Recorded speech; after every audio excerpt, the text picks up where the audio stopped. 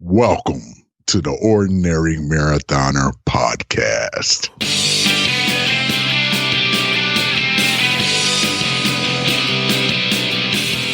Hello and welcome to the Ordinary Marathoner podcast. My name is Coach Scott. I'll be your host today.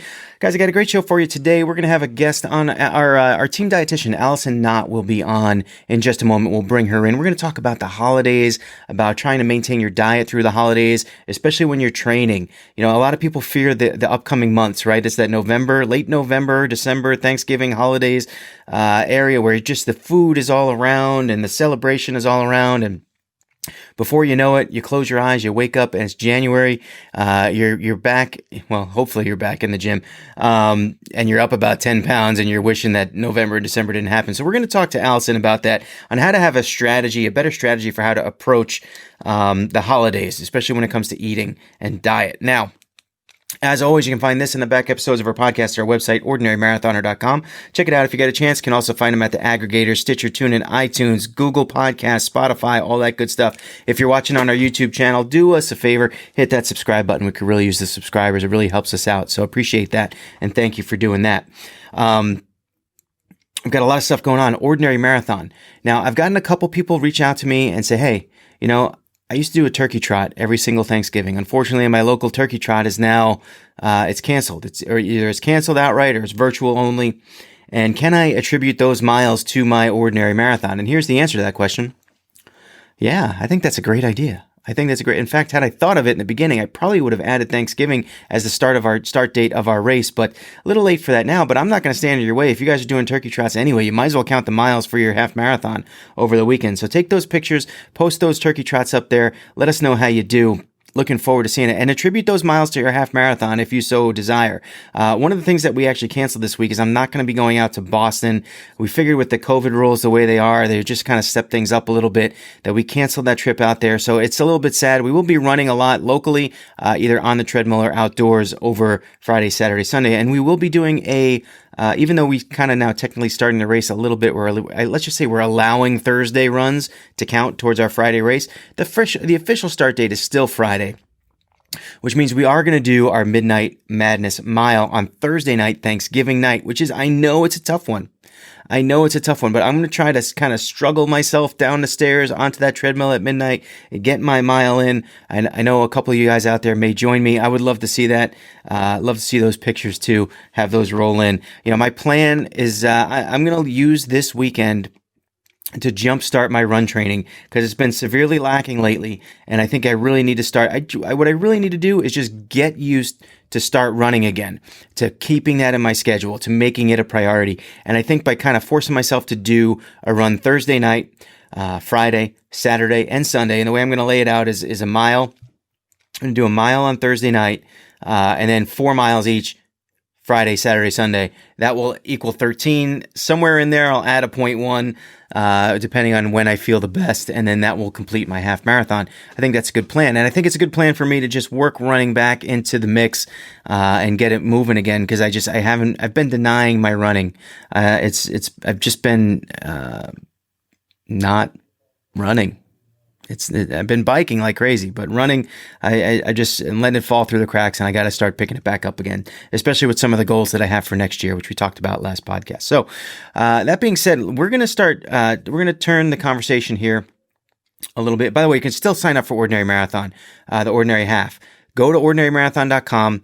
It's the 2021 race that you have to sign up for, and you get that race as well. So you get the spring race, the 10-day race, and we're just kind of adding this one on for free. We're going to have lots of giveaways.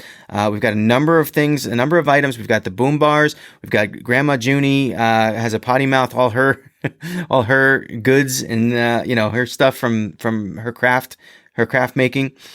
We have 2 of those tumbler glasses, and we also have a keychain that I actually got to post that picture. That reminds me. I'm sorry, June. Allison herself, who's going to be on, she's donating a 1-hour consultation for Dietitian. You can talk to her for an hour for free. And what else? There's one other thing. No, there's 2 other things. Athena Fitness Collections. We have a shirt from her, and we have Queen Bean Coffee Basket. So we're going to be giving all of those away during the Ordinary Marathon over the weekend. So keep an eye out for that. I'm thinking about trying to podcast every day too, but that might be a little bit too much. I don't know if I can squeeze it all in, but we'll see. We'll see how we go. Anyway, that being said, let us bring in today's guest. She is our team dietitian, our official team dietitian, Allison Knott. Allison, welcome back to the podcast. Thank you for having me. Happy to be here. So this is your second time on the podcast, but I feel like we've done so much more. We've had happy hours multiple times. You have your discussion group, which I occasionally pop in on. So I feel like this to only be like this. It's like a travesty that you haven't been on the podcast more often. I know. I was thinking back to the first time that we did this podcast, and I wasn't on video. And I remember being, I think, pretty nervous to be on a podcast. And then since then, it's like we've had so many interactions and so much, of this video kind of conferencing, and I'm on video all the time anyway with just whatever this new reality is we're living in. So this feels very natural for some reason, which is good. Yeah. Yeah, it's great. And it's great to have you back on. And, since the last time we had you on, we've come a long way. I mean, with the COVID, obviously, situation that we have, but even more so, I think, between our team, our athletic team, and you with your sports nutrition business, we've combined in a lot of ways. And I mean, obviously, number one, we've had the happy hours, and I've been a guest on your membership group, because you have a membership group that has 2 meetings per month, and I've been a guest in that. My wife is part of that group. But even more specifically, we've teamed up in terms of our businesses too. So, and here's what I mean by that is, as a coach, the athletes I coach, obviously, I'm a coach. I'm not a dietitian. I'm not a nutritionist. I can give advice. I can give advice for race prep and race nutrition and that kind of thing, and give people all of my personal background stories and information that I can give on that note. But really, it's so much more beneficial for athletes in general, and especially the athletes I coach, to get advice from someone who's really qualified, dietitians. You've gone to school for this stuff.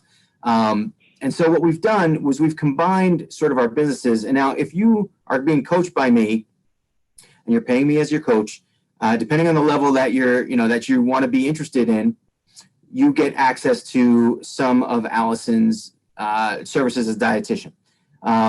So whether that be your membership group, which you can just sort of give us a little background on that in a second, or a one-on-one meeting with a dietitian, and then get yourself like a really solid nutrition plan and meal plan and that kind of thing. We've kind of combined forces there, and I think it's really nice. It's really nice in more than one, because it's like we get that interaction, we get that training and dietitian, all that nutrition information coming together, and it really is like a nice two-pronged approach to conquering those races and those goals that all these athletes have. And I think it's a great thing. But why don't you give us like a little bit of a rundown on your membership group while we're here? Yeah. So the membership is, it's a monthly kind of evergreen membership, meaning that you don't have to join at a specific time. There's not a real program per se that you have to follow or a path. Sometimes these memberships that people offer will have 6 or 8 weeks or 12 weeks, and you have to go through certain steps. This is not that, so you can join at any time. And the goal of this is there's a portal of sports nutrition information that is all vetted by me and developed by me.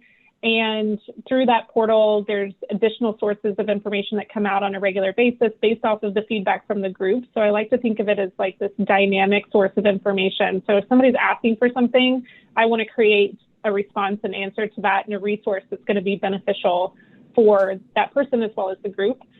We have 2 live sessions a month, one with me, one with an expert in fitness or nutrition. So that's where you came in. I've had dietitians come in and talk. There's talking with some people to come in over the next couple of months in different areas and talk about their expertise. And then we have product recommendations. There's giveaways, a Facebook group for questions and support. So it's definitely a good source of information, and it's a way to get access to a dietitian without necessarily having to have those one-on-one sessions, which I think can have a lot of benefit to it to ask those one-off questions if you're not ready to totally dive into the commitment that can often come with a one-on-one sort of pathway. So it's been good. Yeah, and I think the athletes that I coach who use you, and really we have these meetings all the time. So, and Stephanie's part of the group too. So I get to kind of watch over her shoulder and see what's going on. I see a lot of familiar faces in that group. A lot of there's a lot of overlap between our two groups. So I think it's really great to see, and it's really great to see the athletes kind of, sort of like band together and be like, all right, it's not just about the training. It's about the training, the exercise, and the diet as well. And they realize what kind of an important piece of the puzzle diet is in the overall success when it comes to training and having goals and accomplishing those goals. And it's good to see them get involved with the group as well. And I think you're absolutely right.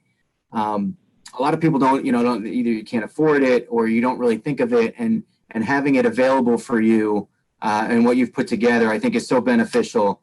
And everything helps. So they go and they learn a lot in those two sessions a month and through your Facebook group. And I just think it's an invaluable resource for them. So thank you for putting it together. And I think we've been working well together with this stuff for a few months now, and it's coming along nicely. Yeah, it is. And you're right. There's so much overlap, but your group and what you put together is just my ideal person to talk to. It's so amazing what people in your group are doing, and just it's inspiring and exciting. And however I can be a part of helping that group be successful and people like that, it's perfect combination. But I also think you really can't talk about nutrition from a endurance sports perspective and not understand what the training is behind the reason why we are going after a certain way of eating and vice versa. So the fact that we've been able to combine with those services too can really help to make that process a little bit more seamless and also more effective in a lot of ways. So I have clients that work with you, and I'm always asking, where are you in your training plan? What do you have this week? What's coming up? Tell me, what you're actually doing, so that way I can help you with your nutrition for that time frame. So that, they go hand in hand. And I think it's a great partnership to have, for sure.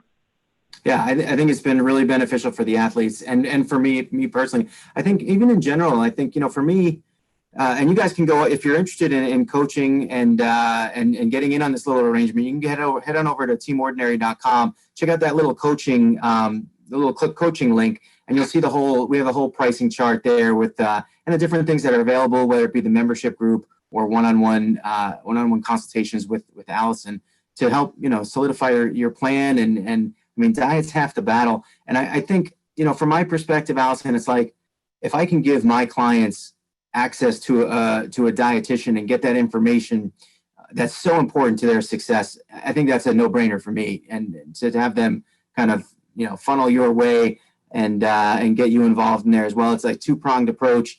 And the fact that we can do this sort of together. And like you said, if you need my athlete's plan, I feed it to, I can feed it to you. You can have access to that, and we can kind of plan their strategy together. It's been great so far, and I'm looking forward to kind of continuing that relationship going forward. So thank you for that. Yeah, thank you. I love it. It's great. It's exciting to see where it'll go. So while I got you here, let's start prepping some of these guys for some of the days and weeks and probably a month or two ahead, because a lot of us start entering this time of year, dare I say, with a little bit of fear, a little anxiety. When it comes to training, it's sort of like you get kind of hit over the head with like this two-barreled, I don't know. It's the weather, it's the darkness, it's the difficulty in getting your training done, combined with the holidays and celebration and family and all the food and drink and partying that goes on. Obviously, maybe the partying partying will be a little bit less this year, but I think the food and drink will be there. People fear this time of year, and I'm sure you've kind of had to deal with this with a lot of clients in the past too. Do you find, I mean, obviously you see it too. Is it as bad as I'm sort of making it sound? I think that it can definitely be an anxiety producing time of year for a lot of reasons. The nutrition side of things can definitely be challenging because people feel like they are just bombarded with foods that they quote unquote shouldn't be eating, or they don't fit the diet plan they're on, or it's just a lot of more indulgent foods that they feel like they don't necessarily have a way to manage the quantity of those foods. So I think there's a lot of just shifts in diet overall during this time. So that can cause anxiety. But I also think too that just the busy schedules and the fact that family maybe is around and you might have challenges with the family, and that can be stressful for some people. So it's kind of just a combination of all of these things, making for a really busy schedule, a lot of, shifts in your diet, and then also potentially like stressors that are outside of your control. I think we will obviously have differences in how this year goes. There probably will be stressful parts of this year that are very different than previous years, maybe in a way that is unexpected or expected depending on what you're doing. But either way, I think, like you said, the food is still a core component. We might not be sitting around a table necessarily with as many people in some instances, but I do think that at least the people I've talked to, and myself included, still planning on making traditional foods to have that experience, even though it might not necessarily be with my, extended family in a big group. So yeah, I think it can be a challenging time for sure. Yeah, I wrote down a list of a whole bunch of things. We kind of went through it just in the beginning here, but what's one of the things I didn't think of was typically we're a lot of us doing some travel and spending some time maybe away from home even, and when you think of it from a training angle, it's like you get in this routine of doing your thing either every day at a certain time or whatnot, and now we're taking holiday days, so it's like, okay, so maybe you're taking Thursday, Friday, or maybe you're out for the weekend, or maybe just things are a little bit different. It's harder to squeeze that training in. Then you throw in on all the different diet changes as well. And I think it could, definitely could heighten that anxiety for sure. Well, I think especially, to totally interrupt you, No, you're good. Especially when you have people who are very hyper-focused on a routine, and their success depends on the routine, then you up in that routine in a lot of ways, then it can really throw people for a loop. So I think about conversations I have all the time where people have, if one thing is shifted, then everything it's like dominoes, everything else kind of falls apart. And that can be a big challenge to overcome. And sometimes then we sort of fall into this pattern of not necessarily allowing ourselves to go back into where we felt good and where we were moving forward. It's kind of like if you miss a run, you're like, well, I already missed that run. I might as well just not do any more runs the rest of the week and start over. I mean, I don't know if you have clients like that, but I talk to people all the time from a nutrition standpoint where they say, well, yeah, I messed up or did whatever it was that they felt like was a mistake. And then they just say, I'm just not going to think about it for the rest of the day or the rest of the week, or I'll start on Monday or whatever. Yeah, no, that's certainly like a mental aspect of training. And sometimes it really, even for you see it as a coach all the time. One of the good things actually about having a coach is that when you have those little stumbles, part of the reason people stumble and they can't get back up is because they kind of lose. It's like, all right, I missed this workout and I think this was an important one that I should have done. So should I make this one up tomorrow, or should I just forget today's and do tomorrow's workout as it was already scheduled, even though and it kind of just throws your brain into this loop of confusion and what should I be doing and shouldn't I be doing? And instead of actually doing something, you do nothing because you're just so overwhelmed by it all. And then that kind of snowballs into multiple missed days. And then you're not doing yourself any good at all. So yeah. And, you think of it, because I often think about like Thanksgiving in particular. So Thanksgiving, just a Thursday plopped right in the middle of the week. And you think to yourself, right, one day, this is one day where my schedule is going to be off and everything's going to be different. But it always turns out to be more. It always turns out to be, to have influence, because it's not just a one day thing. Maybe you're traveling, maybe you have people over, maybe you thought you were gonna, you thought you had time in the morning, but then now you're watching your kid, or now whatever, you have to run out to the store, whatever it may be. All these obstacles. Maybe you drank too much on Thanksgiving, and all of a sudden your Friday morning run no longer exists because you can't get up, which might have happened to me this morning. But but wrong with that. I had a 2-year-old birthday party yesterday. Well, you got to celebrate. Anyway, but when I think of Thanksgiving, I always think, all right, it's going to ruin one day, and it always kind of like snowballs into more than one. Now we kind of wrote, I think in particular, let's talk a little bit about Thanksgiving, because it's the closest holiday. It's coming in a few days. And I kind of wrote down a couple of things that, things that might interrupt your approach, or things that might be a little bit different than what we normally do on a day-to-day basis. So I'll give you an example.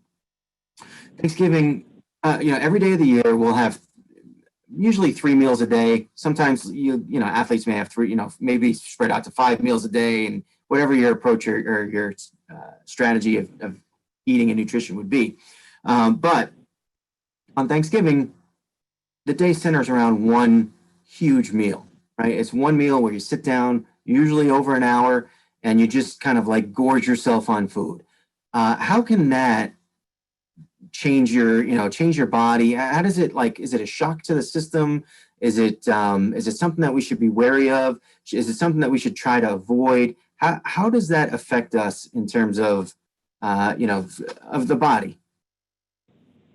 Well, I don't think that any single meal is going to have a lasting impact on your health.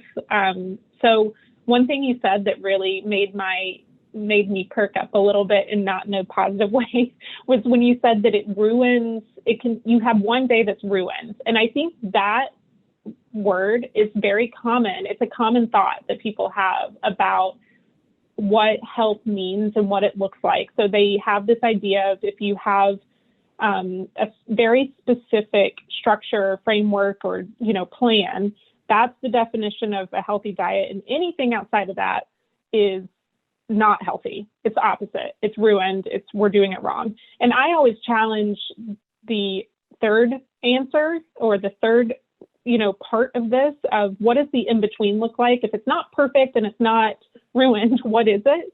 And so I think if we can kind of shift that mentality, and I really am going somewhere with this, I promise, if we can shift that mentality and not think about Thanksgiving Day as like a diet ruiner or a meal plan ruiner or healthy eating ruiner, then it just becomes another day of eating that looks a lot different than the other days.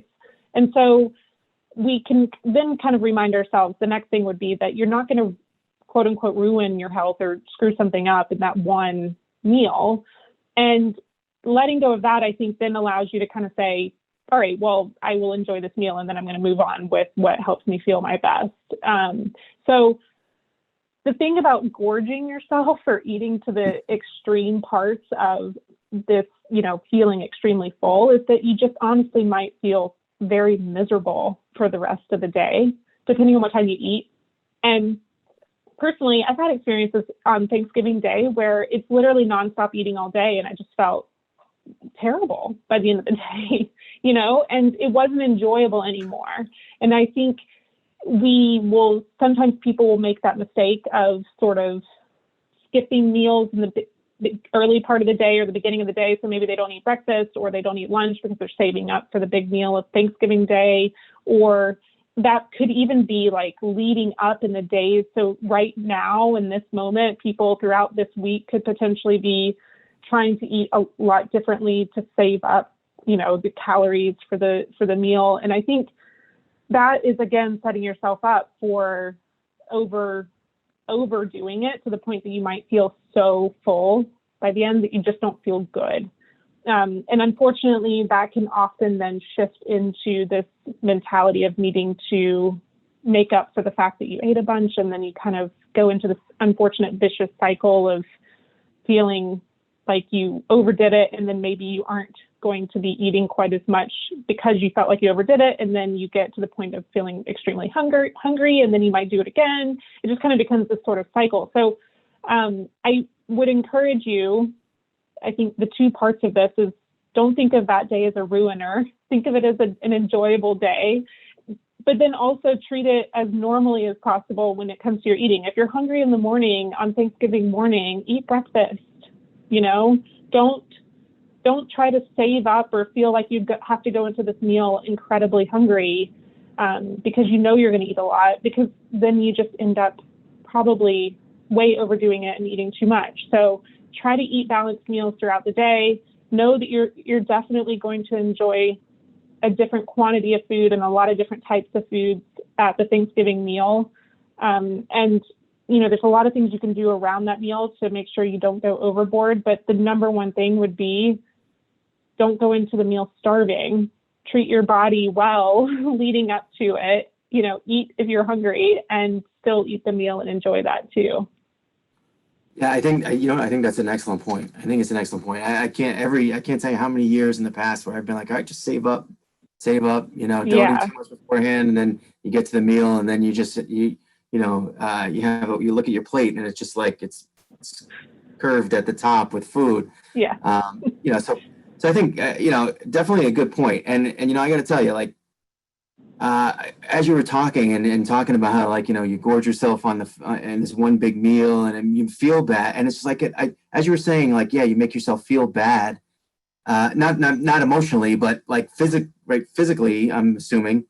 I kind of like I almost channeled what you were saying, and I could feel myself after a meal, like being so full and sitting on the couch and just being like, oh, you just want to go to bed, and it's 4:00 in the afternoon, and it's like, I don't know. It's kind of like it's not a good feeling afterwards. It's not even the emotion about it. It's the actual physical feeling of being blah, and you've eaten too much.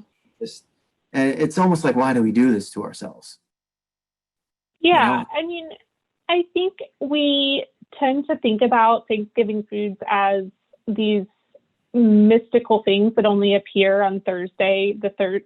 Is it the third Thursday or the last Thursday of the month in November? I should know that. It's the last Thursday of the month in November, right? I don't know. But yeah, I mean, we think about think about them as like these things that we can never have any other time. And sometimes that's the case. I mean, I think about like my grandmother's rolls. She had these homemade rolls that she would make the entire time growing up when she was joining us for Thanksgiving. And then my family has carried on this tradition of these rolls. And pretty much I don't eat them on any other day, so I want to eat a lot of them because I don't eat them on any other day. But I have to also remember that I can eat them on other days if I make them. And it's not only something that I can have on that single day. And I think you mentioned leftovers too. I mean, that's another thing, is that, yes, probably we're going to have leftovers. You can enjoy these foods later that day. You can eat them the next day. Trying to kind of remember all of those pieces so you don't feel like you have to eat everything to the point of feeling physically sick.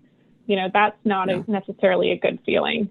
For sure. Yeah, and one of the things we talked about, and we talk about a lot, whether it be through the happy hour or through, I think we probably mentioned on the podcast too, was this idea of like this athlete's plate that, you've kind of talked about in the past, where I think vaguely, if I'm remembering properly, if you look at the plate itself, your dinner plate, about half of it should be veggies, and then the other two would be like a starch, potatoes or rice or whatever, and then protein. So a quarter protein, quarter starch, and then half veggies. And there are different varieties of that plate and different things that can make it a little adjustable or different.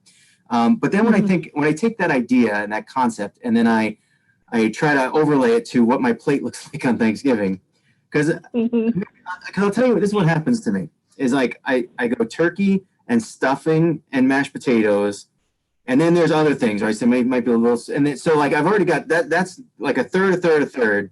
Now I'm adding everything else. Like there might be like corn or sweet potatoes or any little other thing that someone might have made. And so now we're starting this mounding process, and then you get the gravy, right? And the gravy. So I mean, I'm already kind of, the athlete's plate idea is already gone. So I guess my question for you is this something that we should be conscious of? Is it something that we should say, all right, you know what? Maybe if you just kind of reorganize the plate a little bit and take a little bit less of the stuffing and a little bit less of the mashed potatoes, or maybe you have the sweet potatoes instead, or maybe, or maybe add the veggies and have that take up some space on the plate so that you don't overdo it with some other things. Is there any kind of approach or strategy we can have to make it a little bit easier on ourselves? I think that the purpose of the plate is, of course, to help with the nutrient density, making sure that you're eating a good combination of fats, carbohydrates, and protein, and that you have the variety in your diet and you're meeting your energy needs, right? So when we're talking about that on a regular basis, that visual is really helpful for anyone who is looking to shift their eating pattern and improve their nutrition when it comes to endurance and sports nutrition.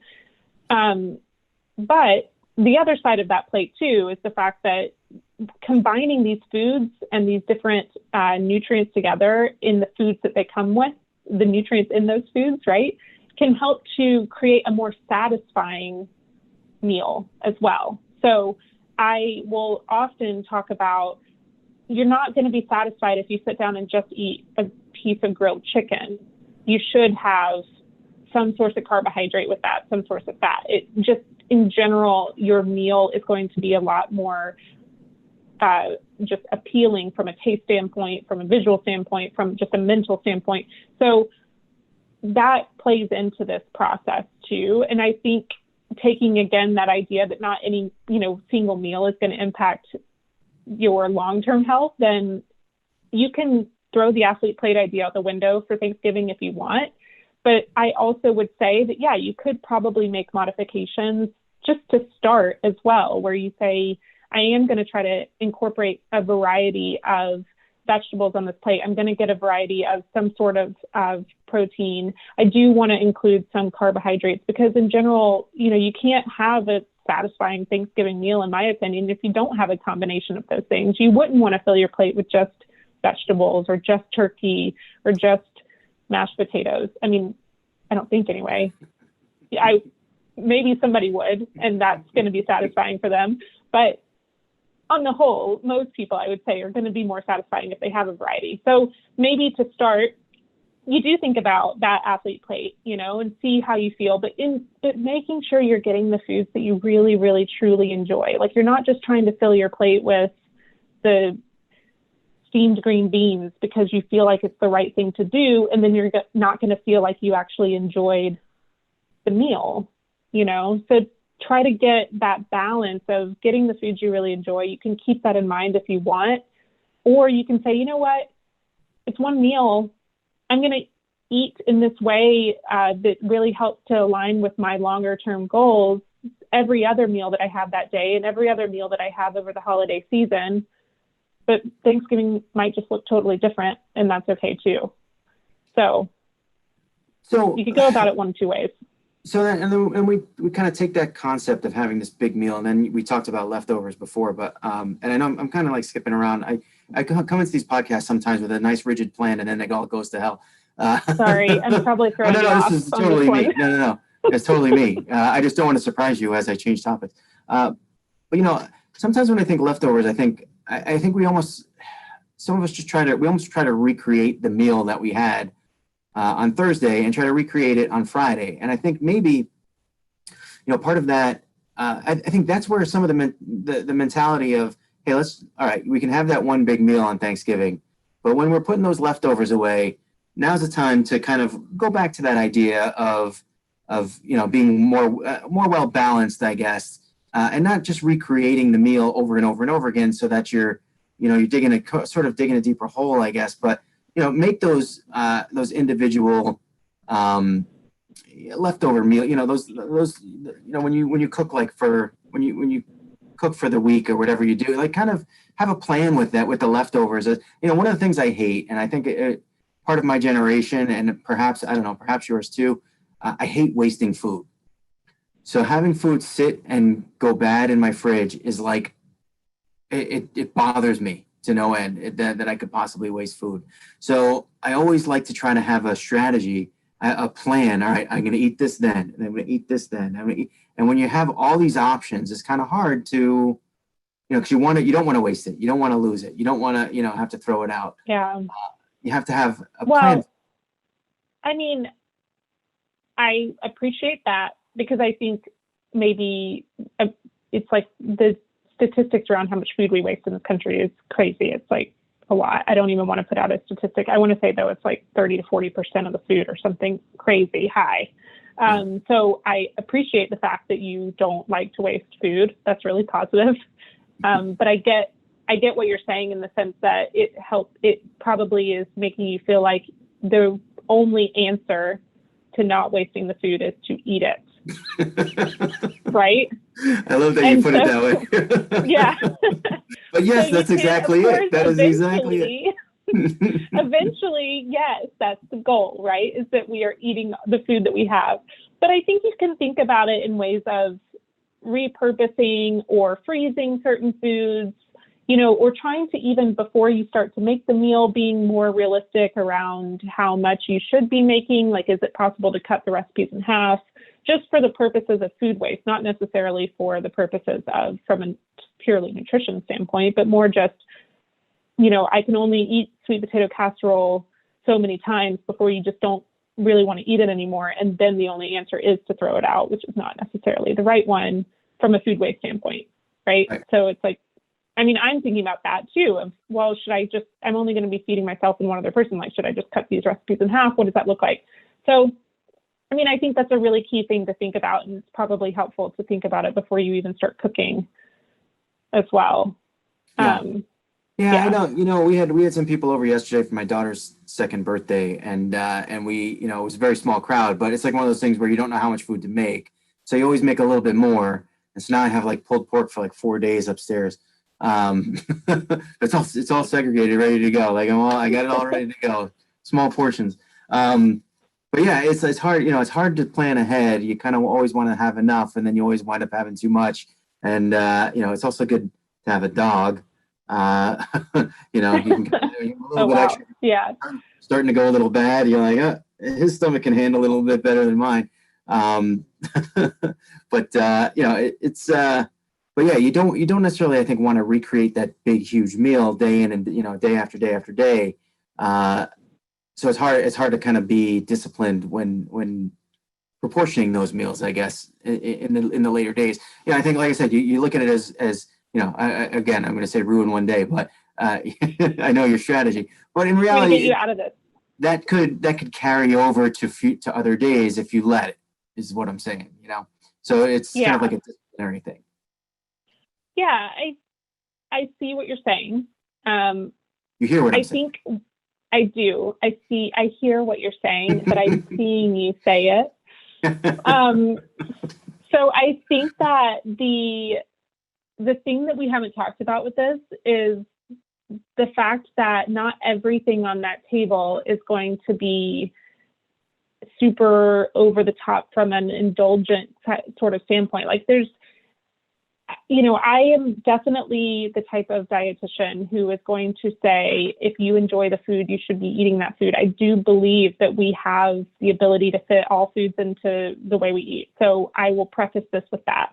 But I will also say there are some foods that are higher in sodium, that are higher in fat, that are higher in calories than others. And, sometimes traditional Thanksgiving foods can be more on the higher end of that scale when it comes to nutrition. But we also have a lot of really amazing seasonal foods right now that can still be special and a part of a special meal without necessarily being something that you would put into that same category as being super indulgent. So, there might be a way that you could incorporate these seasonal foods into your Thanksgiving meal that feels special, that aren't foods that you typically eat, that are also going to be very nutrient dense.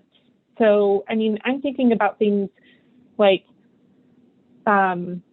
seasonal produce like pomegranates or persimmons or things that you don't traditionally eat. Most people, I'm not necessarily picking up a bag of fresh cranberries on the regular basis. I just, because I just not, it's not a part of something that I have. And you think, okay, like these are all things that are traditionally a part of some Thanksgiving meals, depending on how you know, what kind of meals are traditional to you. But I think what I'm trying to say is I feel like we have all of this opportunity to incorporate some of these more special things that can also fall in line with quote unquote healthier, nutrient dense foods that you can incorporate throughout your leftovers and, it be a part of a healthy diet. You can also sort of even if you don't include those with the Thanksgiving meal itself, instead of, just if you only have leftover mashed potatoes and stuffing and turkey, you can just take one of those out and add some of the vegetables or something, throw something new in there that, that just, as opposed to just eating the mound of leftovers, that whatever's left, you can kind of just throw something in there to make it a little bit healthier in the days after Thanksgiving, at least. I think that's a good point there. Another part of Thanksgiving eating comes after the main meal, when we get hit with the sugar, right? Mm-hmm. And I think, my downfall with this is typically when I go to which it won't happen this year, but typically when I go to a crowded Thanksgiving party, everyone brings the dessert, and there's 5 different kinds. And then you just want to try a little of each, and then a little of each turns out to be a lot. So now you got a full belly, and then you're throwing like mounds of sugar on top of it. You want to know why you feel so bad when you're laying on the couch afterwards. It's just everything multiplies on this day for whatever reason. So sugar, any advice when it comes to dessert time?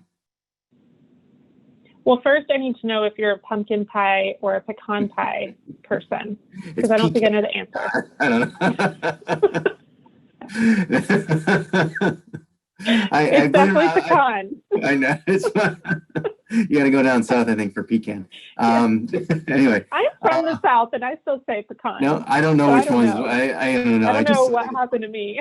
If you would have said pecan, I would have said pecan. I was playing a little devil's advocate there. But we were a pumpkin pie family growing up. It was my mom used to make it all the time. My grandma too. And actually, my mother still tells a story when I was I guess I was 8 months old, and that they just fed me like an entire piece of pumpkin pie when I was sitting on my grandfather's lap. And I don't know why. She thinks it's a good story, but we are a pumpkin pie family. But even so, usually you do. If you get together with a bunch of people, you will see more than one dessert. On that table. And well, we definitely.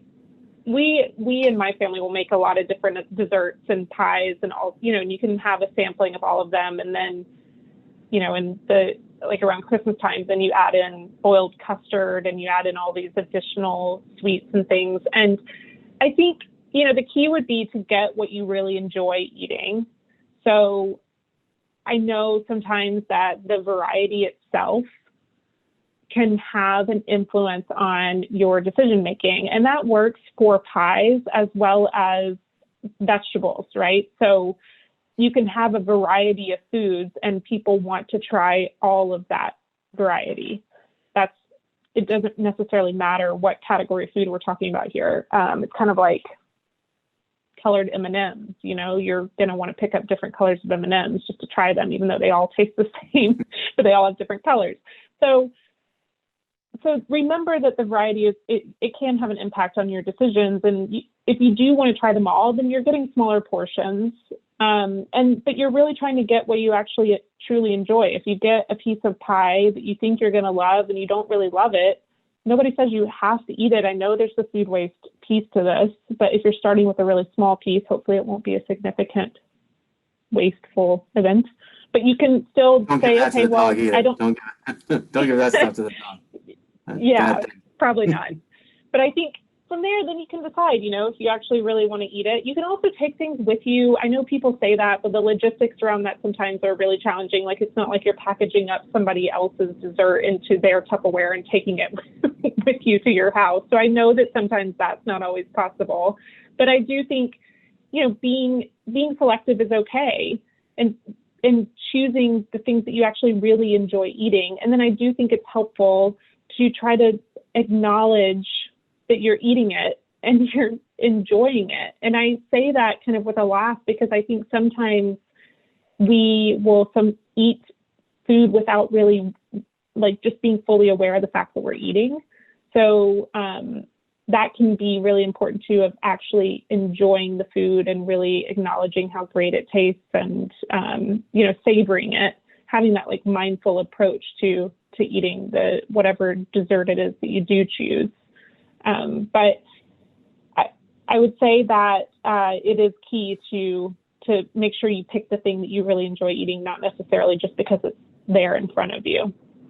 And that's, mindful eating it's a very interesting way to put it. And I kind of I never really think about that during Thanksgiving. I think it's sort of, other times I will, but yeah, like if sometimes you see that, maybe you get a bowl of ice cream and you're like, you eat it so fast because it's so good. And you forget just to enjoy it. And sometimes if you just enjoy it at a slow speed, you can eat less and get away with it and have the same feeling, that same sort of, hey, you get the small instead of the large, and you just eat it nice and slow, and you kind of it's about the taste. Enjoy the taste as opposed to just, and that's gonna be good for the video. But yeah, exactly. I mean? I think it is something that if you can actually acknowledge what's happening and you can really taste the flavors and the smell and the look and the texture and all of that stuff, it's really key to the satisfaction of anything you eat. Yeah. So, and even having young kids, I think you can extend that even, especially when it comes to eating meat. Invariably when you're raising a child and you give them chicken all the time, they're like, oh, chicken. There comes a point where they say, what is chicken? Is that really a chicken? Like they don't put two and two together until they realize one day, wait a minute, I'm eating that bird. And then if you can kind of, and I know hunters kind of get this feeling, at least I feel like they do, where you kind of can appreciate that, that this was a life, that this was, put there for you, whatnot. And that, as opposed to, because I think we get we're so used to just sort of going to the supermarket and buying meat, and it looks like meat. And we don't necessarily put two and two together and combine it with the fact that it was a living creature. So if you actually give it the respect it deserves, I think, you can sort of appreciate the little bit that you have, as opposed to just foraging it down. I don't know. But again, mindful eating, I think it's all part of it. Yeah, definitely. And you touch on something that's so important. Is we can do a whole podcast on this probably, right? We could probably do the story behind your food, what it took to get that food to the plate, all of that is such an important part of this conversation. And especially when you think about children, there is a connection between children who have the opportunity to work in like a garden. I'd say work is probably the wrong word when we're talking about kids, but experience a garden, right? And the food that is growing there, and actually be a part of that process and pulling up a carrot from the ground, or getting an apple off a tree or whatever it is, and then enjoying that food. It seems like the acceptance goes up a lot if, they actually see that whole process. And I think that has a lot to do with, just the connection to where the food came from versus it just being suddenly it's a baby carrot in a plastic bag, and there's a lot of taste differences. Yeah, there was a great TED Talk. I think I actually sent it to you a while back, and I forget the guy's name, but he was like a gardener from South Central LA. And he said, kid grows kale, kid's going to eat kale. It's like, and it's true. It's like they get that connection to the food. And if you get them connected to like healthy food, they're going to actually like healthy food. They're going to eat it because they put so much effort into cultivating it and making it happen and putting it there on the plate from start to finish, as opposed to just, eating the processed stuff that you get from a supermarket. Yeah, we could definitely talk about this for a long time. Yeah, I think that back to the holidays. I think the last thing I'll say on this is just kids they don't have any like preconceived ideas of food. Like food is just food. And so when we start as adults assign certain qualities to the food, and we start calling foods bad or good or healthy or unhealthy or whatever, that can have a really significant impact on their decision to choose the food. So obviously, if somebody's eating something and they say after they take a bite, like, oh, this is disgusting, or whatever the word might be, then the kid might not necessarily have the inclination to try it because the person that just tried it didn't like it. So why would they try it, And I think you kind of take some of that away when you give them a chance to just independently try things based off of what's in front of them and their own decision making, and then getting them involved in that process when it comes to growing the food. Then it plays into their decision again about whether or not they want to eat the food, because they know where it came from and they kind of understand the process. I think it's really cool, and I think adults can learn a lot from that for sure. True, definitely. You're never too old to learn from that stuff. In fact, I think you sort of, as you talk about it, you kind of like it refreshes something, and it's like, wow, like you have to stop and sort of take it in, I think, every once in a while. Otherwise, it just passes you by and just kind of you forget. But the last sort of, I want to kind of go back to the Thanksgiving meal, and I think the last thing that I was thinking, the last sort of input that goes into this factor, that goes into how good and or bad you're going to feel that day and or the days following, alcohol consumption. There's going to be wine, probably going to be beer. I used to have a girlfriend whose family pulled out bottles of whiskey. And I just remember doing like 8 shots of whiskey and I'm like, what is going on Thanksgiving? But that will ruin not just your one day, but days, the next day, potentially, depending how bad. Alcohol consumption and how do you, it's not, for some people, it's not just like a one day thing too. It's a multiple, it could be it could range from anywhere, casual drinking to problem. But for this one day, any sort of tips or any sort of approaches, I feel like I know your MO with a lot of this stuff. So I feel like I know what you're going to say, but I'm just going to kind of lay that one up for you. Yeah. I think that we all know that drinking in excess is not good for us. What that looks like in practice for a lot of people is going to be different. Some people, like you've touched on it, some people struggle with alcohol and they, have chosen a lifestyle that doesn't include alcohol, or maybe they have certain parameters that they set for themselves, or people have very different approaches to alcohol. So I think it's worth pointing that out, that it's a very individualized decision, obviously. But alcohol itself does not have any nutrition to it. It has calories, but it's not like it's delivering anything from a nutrition standpoint. You're not going to survive if you just consume alcohol, right? So it also has a diuretic effect. It has impairment, obviously, for your cognitive ability. And so that can then play into, the cognitive piece can play into decisions around food and other social decisions, as we know. So, I think if you're trying to make sure that you are not getting to that point of feeling like you're out of control or drunk to the point where then you're making different food decisions, and then also you're getting dehydrated and then you're hungover the next day, and then that's impacting your food decisions. It's a cascade of impact. It's going to impact your sleep.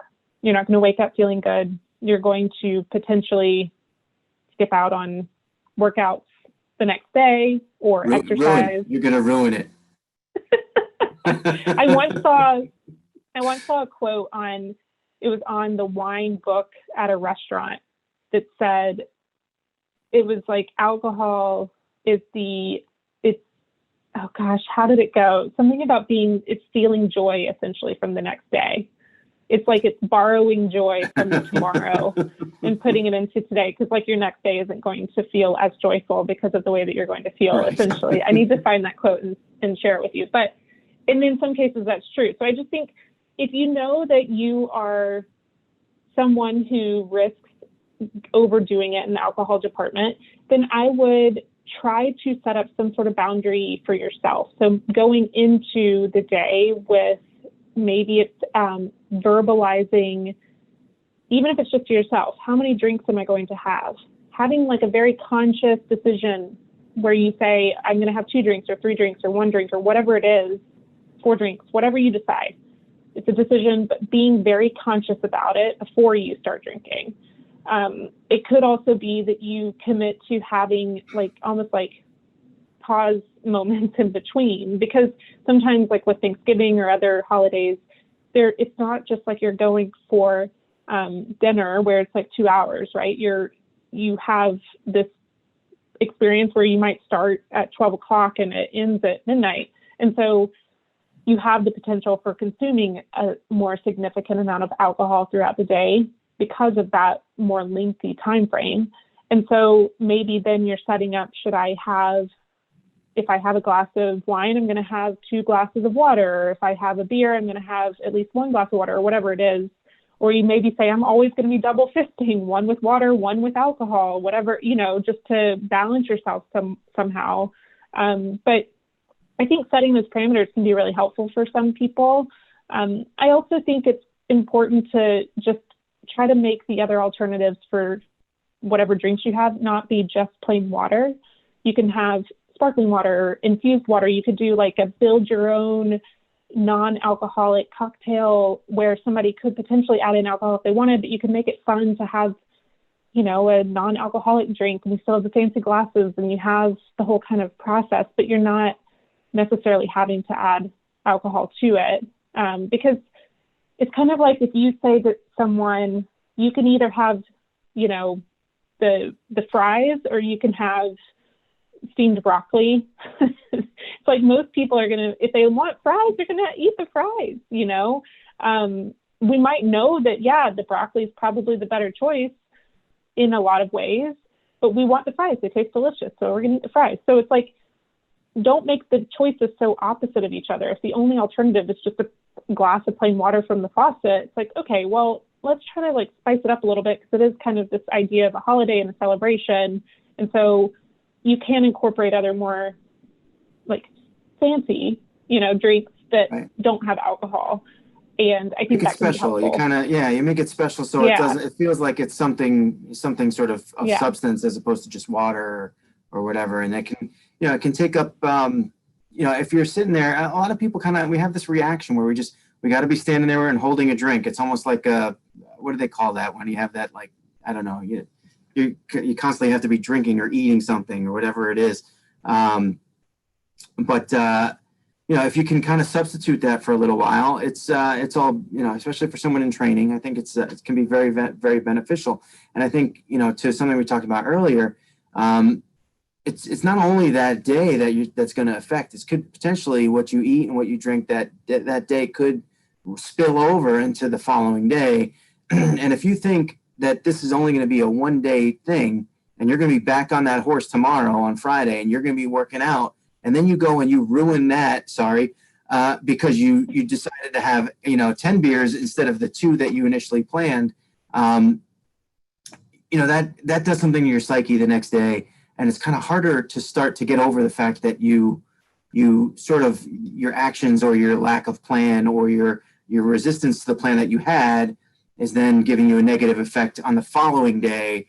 And then it causes you to sort of shift your plan, your training plan ahead another day as it is. And it's sort of, it can be frustrating, but I think again, and when you think about the scope of a training plan and the scope of how long it takes to get to a marathon or a half marathon or an Ironman, you're talking about months of training.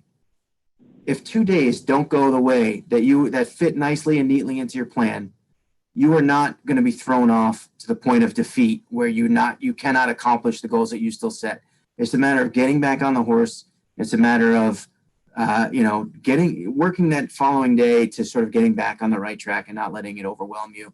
And even if you're someone like me that doesn't want to waste the food in the fridge, we have cake left over from my daughter's birthday.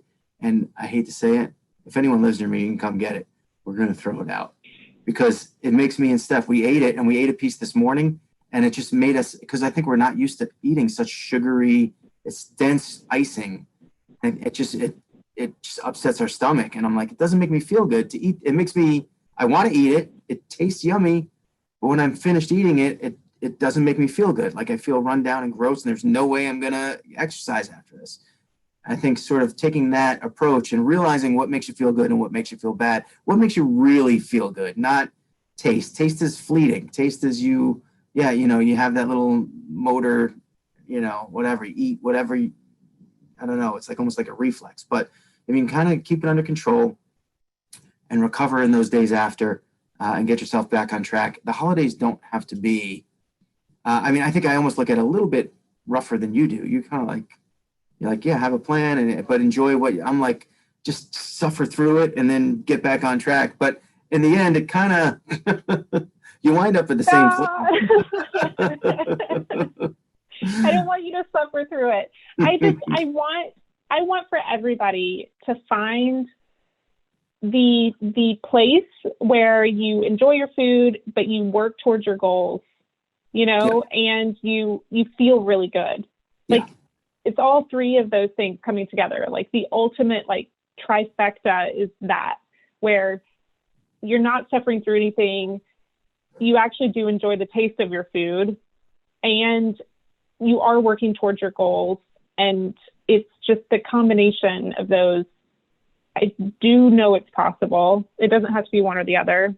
And I think that includes what you're saying, this experience of, I ate this cake and the taste might be good, but the other two pieces of that didn't feel good to me today. I'm sure you enjoyed it yesterday, right? I did. I enjoyed it today too. It just, if it's going to shut me down for like 3 hours if I eat a piece of cake. Yeah. And so forget about working out. Forget about, and honestly, it almost puts me to sleep. It's like, it's so dense. It's just, it's like, but it's good tasting. But then when you realize what it actually does to you, you're like, it's not smart. So if it's not serving your longer term, right, you don't feel good long term, or you have this kind of effect where even an hour later, you don't feel well, then it's hard for anything to overcome that. Right. Taste-wise. But I think that, years ago, I would never have I wouldn't have had that option. Like I wasn't training, in days when I wasn't training, it would have been like, all right, so I feel a little run down, so I feel a little tired, so, whatever. There was no alternative, like, oh, I'm supposed to work out now, and now I can't. So there was never that part of it that sort of made me angry that there was an effect that caused, that decision caused me to lose something that I really wanted later on in the day. There was never that when I wasn't training. But now that I'm training, it's like, oh, I ate that. If I eat it again, this is what's going to happen. And I have to either prepare for that and deal with the consequences, or avoid it, in which case I can get my workout done. And then in which case it's really just a simple choice of prioritization and what's more important to you. And sometimes that's hard for people. But, it's taken me 2 days now of cake to learn that, I need to make the right decision there. Otherwise, I'm going to miss the workout. And that, in reality, in long term, that's more important to me. So, it's kind of interesting how that that comes full circle. But I think, what I think is interesting, though, we talked about working together at the top of the show. And I just feel like the way we just played off of each other on how I'm like, I look at it one way and you look at it a little bit more rosy. But I think that kind of complements each other in a good way for anyone that, who might be working with us. I think getting those two separate sort of outlooks. Yeah. Well, I will always try to find that middle ground and the place where it's not one or the other, and it's long-term, sustainable, enjoyable, all of those things, as you know. Yeah. And I love that. That's why when you say ruin, it makes me sad. It hurts me because I hate that for you, because then I think, oh, wow, this is just not enjoyable, And I know that we can have that, kind of banter and joke about this because we know each other and it's easy to have these conversations. But I think sometimes for people, they truly do feel guilty or ruined, and long-term, that's not positive. And I think it's important to try to get a little bit further away from that and more towards the side of things where, it's true that we're going to have Thanksgiving every year, And so I hope that people can enjoy Thanksgiving every year without this cycle of feeling guilty and kind of bad and spiraling, and then feeling like January 1st comes around and they have to do some crazy diet because they just spent the last month,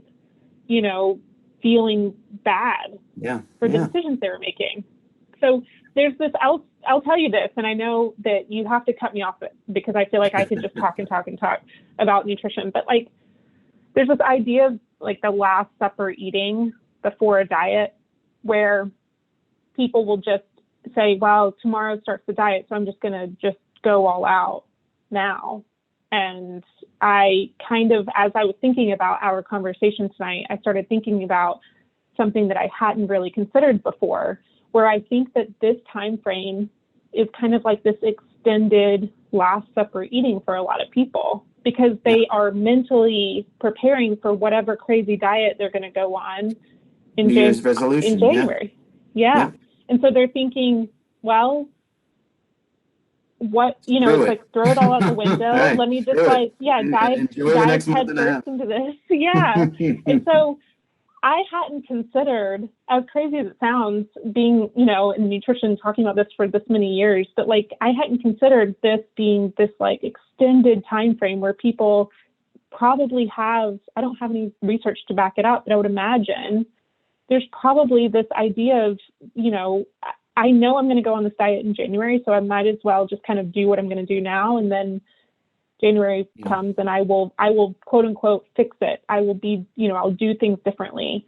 And if that's the thought process, then that's, that's a bad way to start. Right. It's, it's no time to start like the present. And it's, I've been guilty of the night before the diet, eating the extra ice cream and doing whatever and getting it in and being like, all right, I'm going to kind of shut off that valve for a while. But continuing that kind of pattern for a month or 2 months, that's a lot of damage. And I was using bad words, but negative words, but it's well, but it can be negative for sure. I mean, that's when you start talking about when you're long term, if your eating pattern is one that is on the whole more filled with foods that are higher in saturated fat, higher in added sugar, higher in sodium, and less of the nutrient dense foods that, we all know, fruits, vegetables, whole grains, lean proteins, all those things, then you think, okay, my eating pattern is starting to shift more in that direction. And that is an issue, The answer to that isn't necessarily to go on a crazy diet in January, though. The answer to that is to try to develop a sustainable, healthy eating pattern, not, this one or the other. Yeah. And I tell you, from a coaching standpoint too, it is, and it's more than just the holidays, and it's more than the pressure of eating, because I still feel that this time of year comes around, and especially when you're up in New England, the Northeast, or anywhere in the northern states, when it starts getting really cold, and today I looked out the window at 4:30, it's getting dark. A lot of people don't run outside in the dark. It gets cold outside. It's harder to ride a bike outside. I just had a client tell me, I've never ridden outside in 50 degrees and oh my God, it's freezing. And it's one of those things you got to get used to. But you throw those challenges, and then all of a sudden you get hit with the holidays, and it's just a lot of stress and a lot of things to kind of, to work around. I know personally too, when it starts getting dark, and we were driving the other day, and I'm like, man, I feel like it's 9 o'clock at night. It was like 5:30, 6 o'clock, but it's dark, and my brain is still wired in summer mode, where at 8 or 9 o'clock, it can still be sort of light out. So it's sort of like we all kind of struggle with this new season and then on top of that, and then you throw these holidays at us, and sometimes, look, it can be difficult. It's but we kind of hold each other's hand here and kind of walk our way through it and try to. Whether it be from an exercise standpoint or whether it be from a diet standpoint, I think that's one of the things that we offer here. I think it's a two-pronged approach that, and it's not just a prescription of what to eat and what not to eat. You can just hear just talking to you, Allison. It's like trying to figure out all the emotions and all the things that are behind it, and all the patterns that we get into, and the things that we can do to make little changes, or so that you're not necessarily relearning everything, that you still get the thing, you still get to enjoy some of the things of life that you still get, that you want to enjoy, without without, sort of, I guess, treating ourselves poorly in order to get results. We can treat ourselves good. And then, and one of the things that we talked about too, when I was on your podcast, your group meeting that day, was to look at it as opposed to saying, all right, what can I eat? Look at it as, as, well, what do I get to eat today? And what can I eat that I enjoy, that fits into my schedule, that, hey, get some fruit, get some, whatever it may be, that you get to eat that because it fits in with your plan, as opposed to, I can only eat a little bit of that. I can't eat that. I can't eat that. Trying to find those combinations of things that you get to eat in order to fulfill that plan that fits your athletic background and goals, I guess, and training and all that stuff. Yeah, it's much easier to think about the positives and what you're adding and what that's doing for you than it is to think about what you're taking away. Yeah. Or, what you're trying to avoid and what that, what effect that, isn't going to have on you. So I think it's one thing we talk about all the time in the membership. I mean, right now there's this challenge that we're doing, and every day it's about the addition of something or swapping certain items and trying to make it so that it's more focused on the positives of what you're actually putting on your plate. We do talk a little bit about added sugar and trying to cut out some of the added sugar sources, because that's really key. But it isn't so much of just, hey, preaching, you need to stop with the added sugar. It's more about, okay, well, what are you doing instead of that? And what are you replacing it with? And I think that's it's more exciting, if that's the word to use, but it's just easier to think about those things than it is to think about skipping out on certain foods, always going to think about adding versus subtracting. Yeah. So Stephanie was doing the challenge she was like the first week she was all over it. And then she said, please apologize to Allison. I haven't been doing the challenge. Yeah.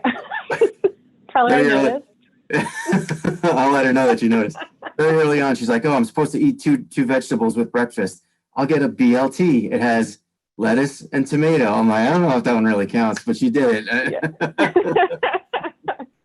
Yeah, right. She posted that, the vegetable with breakfast. She posted the BLT. Like, right, well, there's lettuce on there. Right. Well, she looks pretty, easy way out on that one. That should be an asterisk on the BLT. Anyway, listen, Allison, I've held you here way too long for a weekday night, but thank you so much for coming on. I had a really great time. Thanks for having me. I think, this is sort of a topic I think everyone's kind of got on their mind. We're just hitting it at the right time here, right before the holidays. And I hope maybe someone's listening and saying, hey, maybe you got an idea or two or something, a way you can sort of strategize the holidays that just makes it a little bit less stressful. Give yourself a little bit more expectation on what to expect, and be ready for anything, I guess, for whether any of the challenges that are going to come upon you in the next day, whether it be dietary or training wise. And thank you for your time, Allison. Thank you for having me. It's good to be here. Happy it was a lot of fun. And happy holidays. Yeah, you too.